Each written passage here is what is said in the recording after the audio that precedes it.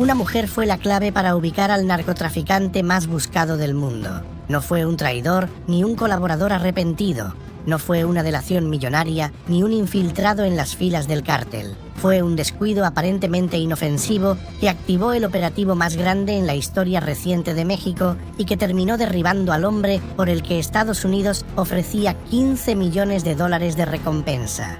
El Mencho murió desangrado a miles de metros de altura, dentro de un helicóptero militar que intentaba mantenerlo con vida rumbo a Ciudad de México después de un enfrentamiento brutal con fuerzas especiales del ejército mexicano en la Sierra de Jalisco. Hoy vamos a reconstruir desde cero la vida, el ascenso y la caída del Mencho, el detalle de la operación que lo llevó a su caída y algo que pocos saben, el brazo financiero que opera en la sombra y que sostiene al cártel Jalisco Nueva Generación, lavando miles de millones en 4 continentes y que fue el verdadero motor financiero de todo este imperio.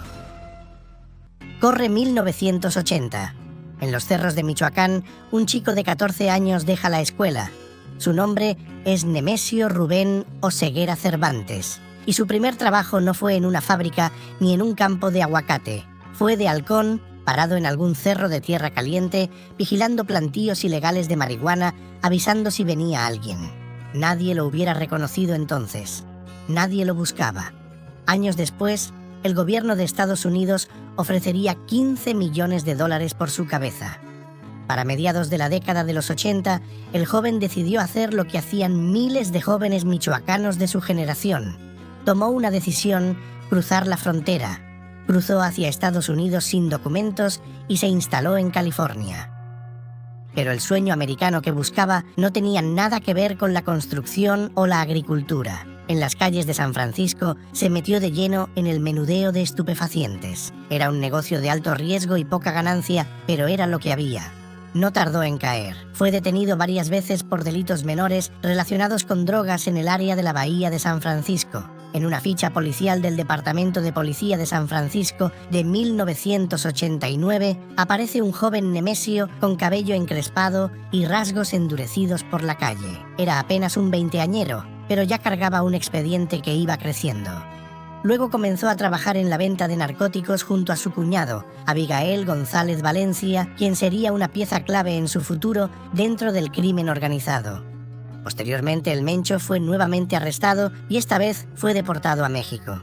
Pero Nemesio no se quedó quieto. Meses después, volvió a cruzar la frontera ilegalmente y en 1992 cayó de nuevo en manos de las autoridades estadounidenses, esta vez junto a su hermano Abraham por distribución de heroína, un delito federal grave. Fue sentenciado y cumplió 3 años de condena en una prisión federal del estado de Texas. Al salir, fue deportado definitivamente a México, y aquí la historia da un giro que parece sacado de una serie de ficción.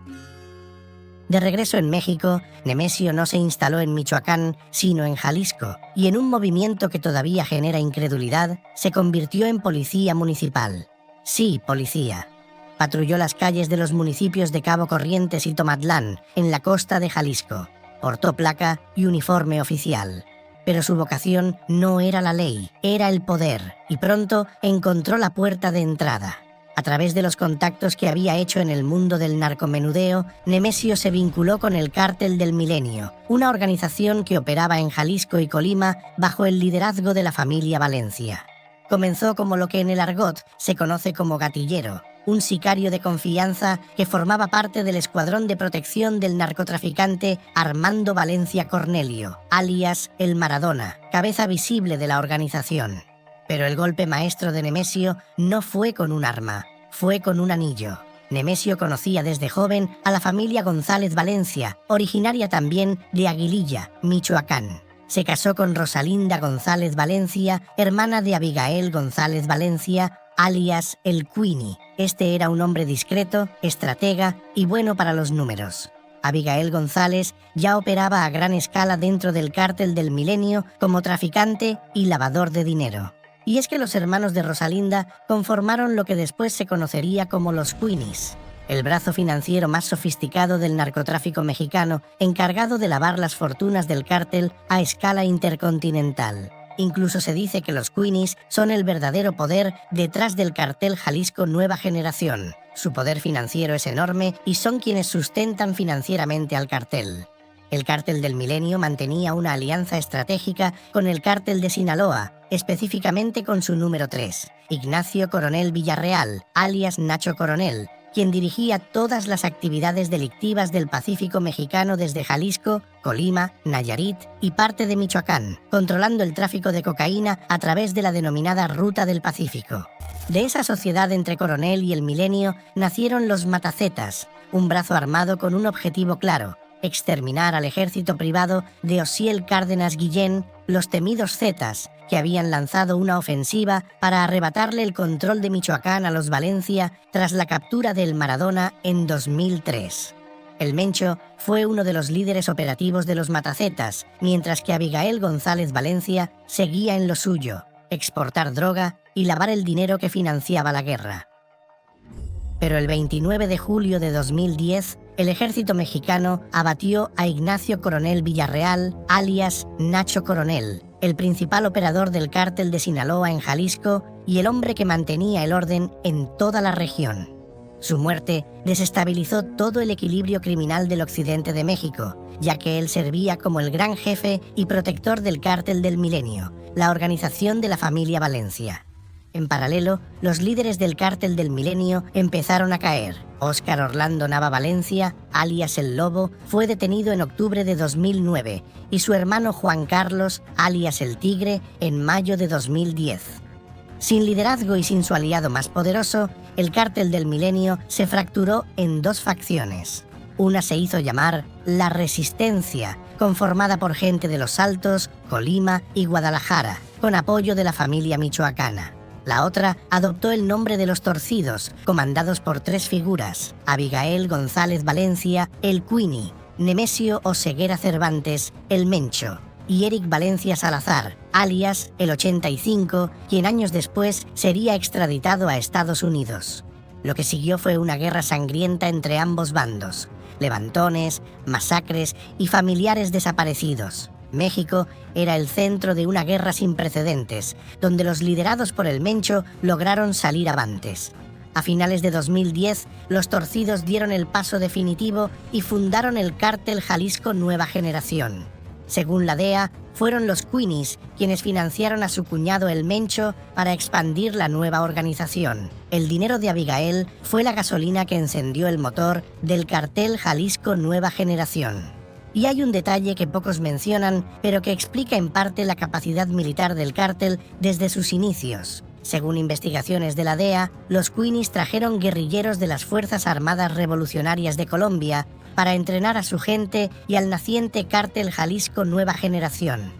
Esa transferencia de conocimiento táctico, sumada al reclutamiento de exmilitares mexicanos y mercenarios extranjeros, le dio al cartel una ventaja operativa que ningún otro cártel mexicano tenía en ese momento. Lo que los distinguió de otros cárteles fue la visión empresarial combinada de sus dos cabezas. El Mencho ponía la fuerza y el control territorial. El Queenie ponía el dinero y la inteligencia financiera. El modelo de negocio del cártel funcionaba como un holding criminal: tráfico de metanfetaminas, fentanilo, cocaína, heroína, pero también extorsión, robo de combustible, minería ilegal y hasta control de la industria del aguacate. Los puertos de Manzanillo en Colima y Lázaro Cárdenas en Michoacán se convirtieron en las puertas de entrada para los precursores químicos que llegaban desde China e India. Con esos insumos, laboratorios clandestinos repartidos por Jalisco y Michoacán producían toneladas de metanfetamina y fentanilo con destino al mayor mercado de consumo del planeta, Estados Unidos. Pero el Mencho no se conformó con Norteamérica. Según reportes de la DEA, el cartel extendió sus operaciones a más de 40 países. El periodista José Reveles lo resumió de forma clara: los mercados de Europa, Asia y hasta Australia estaban menos disputados por los mexicanos, y ahí la droga se pagaba más cara. Para dimensionar el tamaño, según datos recogidos por distintos analistas, el cartel llegó a tener presencia en 30 de los 32 estados de México, superando incluso al Cártel de Sinaloa, que operaba en unos 24 o 25. A nivel global, algunos estimados hablan de varias decenas de miles de operadores en todo el mundo, entre transportistas, distribuidores, sicarios y lavadores de dinero. A nivel militar, se organizó como un ejército. Reclutó exmilitares, mercenarios extranjeros y entrenó unidades como el famoso Grupo Élite, que operaba con disciplina castrense, equipo táctico de grado militar, drones de vigilancia y vehículos blindados de fabricación artesanal conocidos como monstruos o narcotanques. Según un informe de Naciones Unidas de 2025, habrían recibido más de 2.000 millones de dólares solo por sus actividades de narcotráfico en ese año. En 2019, Kyle Mori, jefe del equipo de la DEA encargado de rastrear al Mencho, declaró en una entrevista con Univisión que estimaba la fortuna personal del capo en al menos 500 millones de dólares, aunque reconoció que podría superar los 1.000 millones. Pero el poder del cartel no solo se sostenía con armas y droga, también se sostenía con corrupción. No era un pacto firmado en alguna sala opulenta de un ministerio, era algo más sutil. Una red de acuerdos tácitos y corrupción local a nivel municipal y, en algunos casos, estatal. El cártel aplicaba la vieja técnica que popularizó Pablo Escobar en Colombia: plata o plomo. Los funcionarios locales terminaban cooperando no siempre por afinidad con la organización, sino por supervivencia. A nivel federal, la relación fue de guerra total. Sin embargo, cuando Andrés Manuel López Obrador llegó al poder en 2018, lo hizo con un enfoque diferente: atacar las raíces sociales de la violencia, la pobreza, la falta de oportunidades. Su famosa frase de campaña resumía la filosofía: abrazos, no balazos, al reducirse la presión directa sobre los capos para evitar daños colaterales y confrontaciones como las que se vivieron durante el gobierno de Felipe Calderón. Pero mientras tanto, el cartel Jalisco Nueva Generación aprovechó el vacío para profesionalizar a sus sicarios, comprar tecnología de guerra y expandirse a nuevos mercados sin la presión que enfrentaron otros cárteles en décadas anteriores. La relación cambió de forma definitiva cuando el cártel dejó de jugar al escondite en las montañas y llevó la batalla directamente a las zonas urbanas, organizando atentados que funcionaban como desafíos frontales al Estado. Eso obligó al gobierno a endurecer su postura y a colaborar de forma mucho más estrecha con la inteligencia de Estados Unidos. El Mencho se había convertido en el narcotraficante más poderoso del mundo, y lo había hecho desde las sombras. A diferencia de otros capos que buscaban la fama, el estilo rockstar o las narconovelas, el Mencho operó durante años como un fantasma. Pocas fotos se le conocían. En la tarjeta de recompensa del Departamento de Estado aparecía con un rostro afilado, pulcramente peinado y un fino bigote. En una ficha policial de la DEA de 1989 se lo veía mucho más joven, con el cabello encrespado y rasgos más toscos. Pero más allá de esas imágenes, el hombre era un misterio. Según el escritor José Reveles, el Mencho se cuidaba muchísimo de no exhibirse públicamente y se sabía muy poco sobre su vida privada. Su único lujo conocido públicamente era su afición por las peleas de gallos. El exoficial de inteligencia de Jalisco, que lo rastreó durante años, reveló que el Mencho apostaba hasta $100.000 en una sola pelea. De ahí su otro alias, el Señor de los Gallos. Esa obsesión por el bajo perfil alimentó durante años los rumores sobre su salud y su paradero. En julio de 2020 trascendió que se habría construido un centro médico clandestino en una zona rural de Jalisco para que pudiera recibir tratamiento por una insuficiencia renal crónica que supuestamente requería diálisis. En febrero de 2022, varios medios mexicanos publicaron que el Mencho había muerto de un paro respiratorio en un hospital privado de Guadalajara. Aparecieron narcomantas en Colima firmadas por desertores del cartel que confirmaban la noticia. Pero si algo definió la era del Mencho, fue la confrontación directa y abierta contra el Estado mexicano. A diferencia de otros cárteles que atacaban a la autoridad de manera defensiva, él y sus hombres lo hacían de forma ofensiva, casi provocadora. El episodio que marcó un antes y un después ocurrió el 1 de mayo de 2015 en Jalisco. Sicarios del cartel emboscaron a una caravana de policías estatales en una carretera. Atacaron a balazos a la entonces flamante Gendarmería Nacional. Y en un acto que dio la vuelta al mundo, derribaron un helicóptero militar con un lanzacohetes. 9 soldados murieron. Los narcobloqueos e incendios callejeros que acompañaron esos ataques tenían un solo propósito: impedir la captura del Mencho. Desde ese momento, las fuerzas de seguridad mexicanas lo clasificaron como el enemigo principal del Estado. 5 años después, el 20 de junio de 2020, el cartel Jalisco Nueva Generación lanzó un atentado que sacudió a todo México. Un comando armado emboscó en plena Ciudad de México al entonces secretario de Seguridad Ciudadana de la capital, Omar García Harfuch. El funcionario fue herido. 3 personas murieron, entre ellas 2 de sus escoltas. El operativo fue coordinado desde Jalisco y ejecutado con armamento pesado en una de las avenidas más transitadas de la ciudad. Era un mensaje claro: nadie estaba fuera de su alcance. Paradójicamente, años después, García Harfuch se convertiría en secretario de Seguridad a nivel federal bajo el gobierno de Claudia Sheinbaum, y sería una de las figuras clave detrás de la operación que finalmente acabó con el Mencho. El viernes 20 de febrero de 2026, los servicios de inteligencia militar mexicanos, con apoyo de la inteligencia de los Estados Unidos y la Fuerza de Tarea Conjunta Interagencial contra los Cárteles, detectaron un movimiento clave.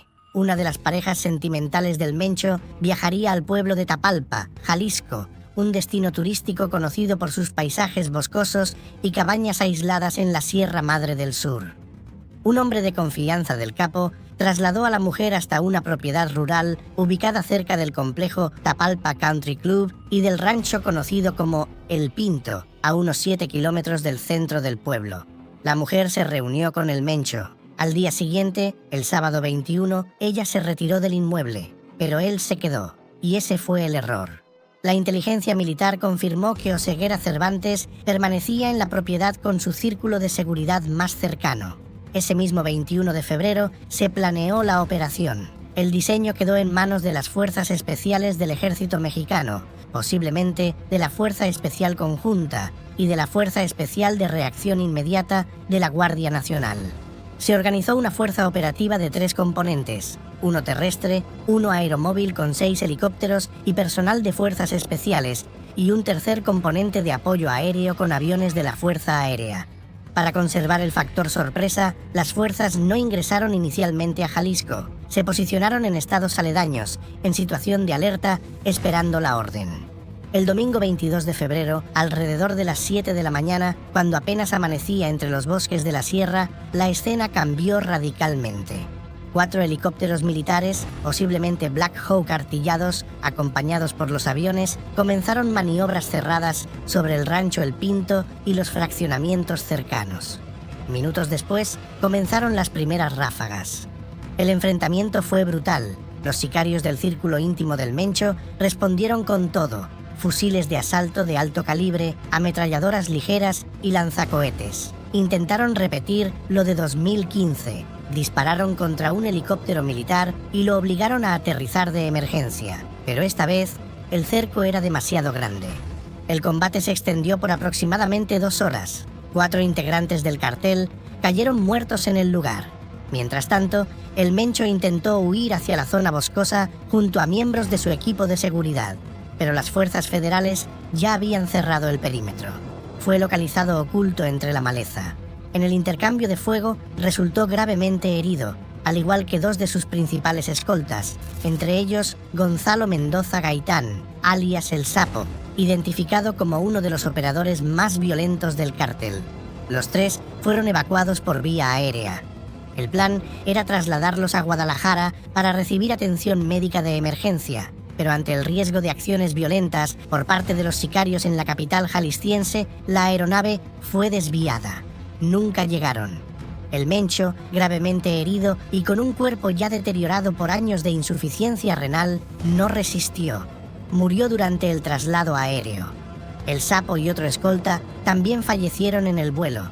Según la versión oficial de la Secretaría de la Defensa Nacional, se trató de una captura seguida de muerte por lesiones en combate. A las 11:10 de la mañana, un comunicado oficial de la Sedena confirmó lo que muchos ya sospechaban. Nemesio Rubén Oseguera Cervantes estaba muerto. El cuerpo fue trasladado a Ciudad de México y entregado a la Fiscalía Especializada en Materia de Delincuencia Organizada.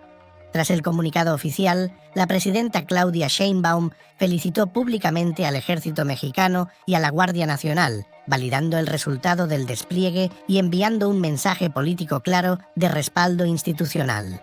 García Harfuch, el hombre que sobrevivió al atentado en 2020, destacó la coordinación interinstitucional y confirmó la veracidad de los hechos reportados.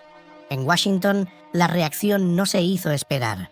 Fue a las 19:54 horas cuando Caroline Leavitt, portavoz de la administración de Donald Trump, emitió un comunicado confirmando que Estados Unidos proporcionó información de inteligencia al gobierno mexicano para contribuir al éxito del operativo. La vocera no especificó qué agencia participó ni si existió algún nivel de involucramiento más allá del intercambio de información. Sin embargo, diversos medios como Reuters reportaron la participación de la Fuerza de Tarea Conjunta Interagencial contra los Cárteles, una estructura bajo el Comando Norte de Estados Unidos diseñada para mapear y golpear redes criminales transnacionales. Lo cierto es que esta operación ocurría en un contexto político muy particular. En 2025, la administración Trump había designado al cartel Jalisco Nueva Generación como organización terrorista extranjera y la captura o eliminación de El Mencho se había convertido en un objetivo prioritario dentro de la agenda bilateral entre México y Estados Unidos. La muerte del Mencho detonó una reacción sin precedentes recientes en la historia del narcotráfico mexicano. Desde las primeras horas del domingo se registraron narcobloqueos, incendios de vehículos, ataques a tiendas, sucursales bancarias y establecimientos en distintas zonas de Jalisco. La violencia se expandió con una velocidad alarmante. No fue solo Jalisco. Guanajuato, Michoacán, Nayarit, Aguascalientes, Tamaulipas y hasta 20 de los 32 estados del país reportaron incidentes. Carreteras cerradas, autobuses en llamas, tiroteos con fuerzas federales. En Jalisco se activó el código rojo, el nivel máximo de alerta. El aeropuerto de Guadalajara y el de Puerto Vallarta suspendieron operaciones dejando a miles de turistas varados. En Aguililla, Michoacán, tierra natal del Capo, los disturbios persistieron durante horas. El gobierno desplegó cerca de 10.000 militares adicionales para contener la situación. En el Bajío, la movilización federal fue impresionante. Puntos de control, presencia aérea y operativos simultáneos en múltiples municipios. El saldo fue devastador. Más de 20 elementos de la Guardia Nacional y otros por parte del ejército mexicano cayeron en cumplimiento del deber en distintos puntos del país, además de 13 elementos heridos. Pero el operativo no terminó con el Mencho. Horas después, alias el Tuli, identificado como el hombre más cercano al capo, fue ubicado en El Grullo, Jalisco. Según las autoridades, desde ahí coordinaba la reacción violenta del cártel, los bloqueos, los incendios, los ataques a instalaciones militares. Se informó que ofrecía 20.000 pesos a quien asesinara a un soldado. Murió cuando intentaba huir. Portaba armas y cerca de $1,5 millones en efectivo. Con el Mencho muerto y su círculo inmediato desmantelado, la pregunta que recorre los pasillos de la inteligencia mexicana y estadounidense es inevitable. ¿Quién asumirá el control del cartel Jalisco Nueva Generación? Vale la pena señalar que la familia Oseguera ya venía siendo golpeada sistemáticamente antes del operativo de Tapalpa. Su hijo, Rubén Oseguera González, alias El Menchito, fue extraditado a Estados Unidos en 2020 y cumple cadena perpetua. Su hermano Antonio Oseguera fue detenido en México en 2022. Otro hermano, Abraham Oseguera, fue capturado en Jalisco en 2024. En noviembre de ese mismo año, agentes estadounidenses arrestaron en California a su yerno Cristian Gutiérrez Ochoa. Su esposa, Rosalinda González Valencia, también fue detenida y posteriormente liberada bajo condiciones judiciales. En pocas palabras, la red familiar que sostenía la legitimidad dinástica del cártel ya estaba seriamente fracturada antes de que la última bala alcanzara a su fundador. A diferencia del cártel de Sinaloa, que opera como una federación de facciones, el cartel liderado por el Mencho siempre se construyó alrededor de un liderazgo vertical, centralizado y disciplinado. El Mencho era el dictador de su propia estructura. Ese modelo le permitió expandirse con rapidez e imponer cohesión interna durante más de una década, pero también significa que su caída deja un vacío que no será fácil de llenar. Los analistas han puesto el foco en varias figuras. Juan Carlos Valencia González, alias el 03 hijastro del Mencho, es considerado por algunos como el candidato natural por su legitimidad familiar, especialmente después de la extradición del Menchito, hijo biológico del capo, quien cumple cadena perpetua en Estados Unidos. Al 03 se le vincula con el liderazgo del Grupo Élite, una de las células más agresivas del cártel, además de que su padre biológico es nada más y nada menos que Armando Valencia Cornelio, el Maradona, cofundador del extinto Cartel del Milenio. Otra figura clave es Audias Flores Silva, alias El Jardinero, señalado como el estratega con mayor peso operativo dentro de la organización. Controla la producción y tráfico de drogas sintéticas en la zona del Pacífico, maneja la seguridad en Nayarit y tiene presencia en Michoacán y Jalisco. Se le considera un hombre de negocios con disciplina militar. También está Ricardo Ruiz Velasco, alias el R, el comandante operativo con mayor exposición mediática, famoso por los videos propagandísticos en los que exhibía el poder de fuego del cártel. Es jefe de plaza en la zona metropolitana de Guadalajara y responsable de la respuesta armada ante operativos federales. Hay además figuras como Heraclio Guerrero Martínez, alias Tío, con conexiones en las redes de autodefensas de Michoacán y en el control de precursores químicos en los puertos de Lázaro Cárdenas y Manzanillo, y Julio Alberto Castillo Rodríguez, alias El Chorro, yerno de Oseguera, identificado en reportes de inteligencia de 2025 como parte de la dirigencia del cártel. La experiencia histórica del narcotráfico mexicano es clara: los vacíos de poder rara vez se llenan pacíficamente. Por otra parte, no vamos a olvidarnos del brazo financiero que mueve todo el cartel desde las sombras, los Queenies. Pues resulta que el 28 de febrero de 2015, Abigail González Valencia había sido capturado en un restaurante de Puerto Vallarta por la Marina Mexicana. Desde la cárcel, frenó su extradición durante casi una década, ofreciéndose como testigo colaborador en el caso de los 43 normalistas de Ayotzinapa, aunque según fuentes federales no aportó nada relevante. El Queenie finalmente fue extraditado a Washington, donde enfrenta más de 76.000 pruebas en su contra y la casi segura cadena perpetua. Los Queenies como organización siguen existiendo, sus redes de lavado en Colombia, Uruguay y Brasil no desaparecieron de la noche a la mañana y el Departamento del Tesoro de Estados Unidos todavía los señala como brazo financiero activo del CJNG. La caída del Mencho marca uno de los golpes más significativos al crimen organizado en la historia reciente de México, comparable en dimensión con la captura de Joaquín El Chapo Guzmán o la detención de Ismael El Mayo Zambada. El verdadero desafío para el gobierno de Claudia Sheinbaum no fue ganar la batalla en las montañas de Jalisco. El desafío real es sostener el control territorial, impedir la fragmentación violenta y evitar que el vacío de poder detone nuevas guerras regionales. Todo esto a menos de 4 meses del inicio del Mundial de Fútbol 2026, con Guadalajara como una de las sedes confirmadas para 4 partidos y el mundo entero observando. Y aquí surge el dilema más complejo para el Estado mexicano. Si el gobierno decide mantener la presión militar total para seguir desmantelando al cartel Jalisco Nueva Generación, se arriesga a proyectar una imagen de inestabilidad que podría espantar a visitantes, inversores y patrocinadores del evento deportivo más grande del planeta. Pero si opta por una política de baja intensidad para calmar las aguas, corre el riesgo de que las facciones que ahora pelean por el trono conviertan las zonas turísticas en campos de batalla para dirimir sus diferencias. La inteligencia federal teme lo que algunos analistas llaman la ira del huérfano.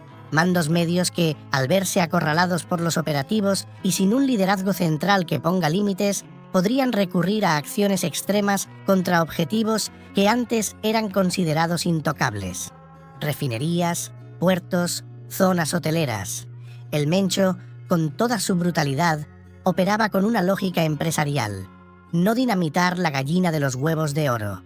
Sin esa contención desde arriba, las reglas del juego podrían cambiar. La presidenta Sheinbaum fue directa cuando le preguntaron si el Mundial estaba en riesgo. Todas las garantías. No hay ningún riesgo para los visitantes. El gobernador de Jalisco, Pablo Lemus, confirmó que la FIFA no tiene ninguna intención de retirar la sede. Pero las imágenes de autobuses en llamas y calles desiertas en Guadalajara ya habían dado la vuelta al mundo. Las próximas semanas y meses determinarán si este golpe marca el inicio del debilitamiento estructural del cartel Jalisco Nueva Generación o si estamos ante una reconfiguración todavía más agresiva y descentralizada. El Mencho aplicó en México la misma fórmula que nació en Colombia: plata o plomo, cooperas o desapareces. Pero el hombre que llevó esa estrategia a otro nivel, el que logró tener a políticos, militares, policías y hasta paramilitares comiendo de su mano en Medellín, fue Don Berna, el verdadero heredero del poder de Pablo Escobar. Y esa historia la tienes justo ahora en pantalla.